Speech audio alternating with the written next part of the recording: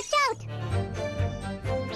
Good morning, everyone. There is a Pokemon Presents coming on Wednesday, August 3rd. I hope everyone's super excited for it. I'm trying to hype myself up for it, and that's what I wanted to talk to you guys about. And here's the thing, before I get into my thoughts, I want to let you all know that if you are excited for Pokemon Scarlet and Violet, I am super unbelievably happy for you. Please keep feeling what you're feeling and doing what you're doing. Let yourself be excited about the things that get you excited, and let yourself enjoy the things that you enjoy. Now, personally, and this is me segueing back into my thoughts, here's the thing. Bayonetta 3 releases this year in October. Temtem gets its full game release on Switch in September, which is really soon. And Temtem is a Pokemon-like game that honestly perfected the Pokemon mainline traditional formula. So seeing Pokemon Scarlet and Violet next to that, it's kind of hard for me to get excited for Pokemon Scarlet and Violet. Yes, it exists in an open world, and yes, it includes multiplayer aspects in that open world, but after what I've seen from the second trailer, the regression of animations and the overall regression of mechanics, you can't throw your Pokemon out or your Pokeballs out in the overworld or your Pokemon out in the overworld. You can only have one Pokemon follow you at a time, and it doesn't look very good. It looks very Sword and Shield-esque. And when looking at Temtem, which is coming around the same time, just a few months earlier, and seeing how much it does right with the follow tems and the gameplay mechanics, and how much it perfects and streamlines the traditional formula that Pokemon tried to go for, and adds a layer of difficulty on top of all that, and strategy with its different mechanics for synergizing and double battles and a bunch of other things. It's just, I hope everyone sees where I'm coming from, where it's just hard for me to get excited for Pokemon Scarlet and Violet by comparison. And then you have Bayonetta 3, which sounds totally unrelated on the surface, but after Pokemon Legends extending the Pokemon franchise into the action genre, having Bayonetta 3 be another bombastic action game where you also control various creatures to your will, it's just, these games just have my full attention, and Pokemon Scarlet and Violet feels like it's not trying to keep it.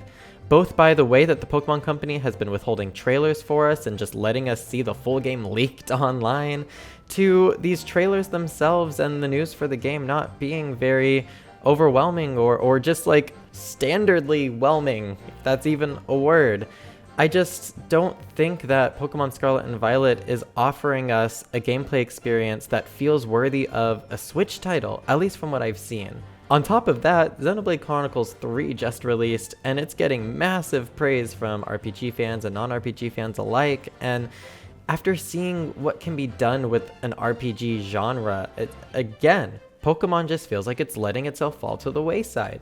This series has so much potential. It's supposed to be my favorite franchise, and it is when it does things right, like with the Pokepark games, or with Pokemon Legends, or with Pokemon Snap, but other than that, it just doesn't fill the bar. Zelda, Bayonetta, Xenoblade of all things, and Temtem of all things are coming up and really taking all my attention. And then on top of that, you have amazing ports coming to the Switch this year, such as Nier Automata and Persona 5, which are also RPGs, and one of which, being Nier Automata, is an action RPG. So do you see where the attention is getting split here? Do you see how Pokemon needs to start fighting for attention better by actually providing good and exciting games? Because so far, to me at least, I don't know about you guys, but to me, Scarlet and Violet isn't it. It really isn't. It's regressing again. Why would they regress when they have a template for everything that they can do? And this is something that we always say, and I've been seeing it a lot lately, is people saying, well, they'll fix it in the next game. They'll fix it in Gen 10. They'll do better in Gen 10. This is just a stepping stone. You guys have been saying this for years and years, generations and generations of Pokemon, and never have we seen a fruition, maybe except for Pokemon Legends, where we said, like, this isn't a stepping stone, this is a full-on evolution of the series that we've been waiting for. And then they're throwing it out of the window. I don't understand it. I really don't. To top all that off are the people who I see say, just enjoy the games for what they are. No, I'm sorry. I can't enjoy bathing in trash. That's just not something that I enjoy doing. Why would I try to enjoy a game that I don't really enjoy. And that's the thing. It's been the same game repeated for 20 years now, except for Pokemon Legends. Other than that, every mainline Pokemon game made by Game Freak has been the same thing, and even BDSP made by Ilka Inc. was the same thing. Matter of fact, they would get rid of features every generation. Why would you get rid of features, especially ones that people like Follow-mons? Why would you get rid of that?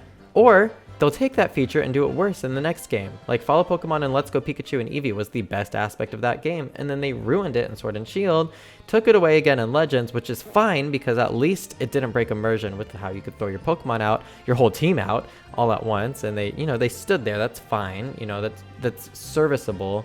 But now we thought maybe, okay, we'll be able to do that and maybe have a come here command or something, or maybe they will also be able to follow you or something, right? No. They're going back to one Pokemon being able to follow you, and it looks bad. It looks like Sword and Shield's follow mechanic. And from what I hear on the leaks, they can't follow you indoors, which to me just speaks volumes that it's coded badly, especially when Temtem allows you to bring your Tems indoors with you, as well as everywhere on the map. So why can't Pokemon? Actually, Pokemon did too. You could do that in Pokemon Let's Go Pikachu and Eevee. Your Pokemon would follow you indoors. So again, where is the logic here? Why do they do this? Well, I know why they do this. It's because they don't want to give us the game that we want because they're scared of people actually getting what they want and then not getting the next iteration. Each iteration is purposely meant to be something that's not fully enjoyable, but serviceable because they know just how much people want to do things with these cleverly designed creatures. Anyways, the Pokemon Presents is coming on Wednesday. I really hope that they're gonna show us something that impresses us. I really do. I really hope that the builds that the leaks came from were early versions and that they actually added important things that I think a game like this really needs to stay consistent, such as level scaling for the gyms if you do them out of order, and also follow Pokemon being able to follow you indoors and keep up with you when they're walking with you, or at least have an animation that shows them coming to their Pokeball to catch up with you or something, with a properly put in sound effect and everything. Because sadly, as it is, I can already see the reviews pouring in. Pokemon almost had it, but they let this slip, or they let that slip, or they did this wrong, and they left this out, and that's just something we've been seeing every single time, and I'm so tired of it. And sure, maybe they'll pay off reviewers again like they did with Sword and Shield, but I don't want them to have to pay off reviews. Just make a good game. Just make a game that people will desire based on its own merits, not because of the franchise it comes from. Please. That's what's gotten us into this whole mess. I've been JotoJohnny. I'll see you on the next video. Peace out.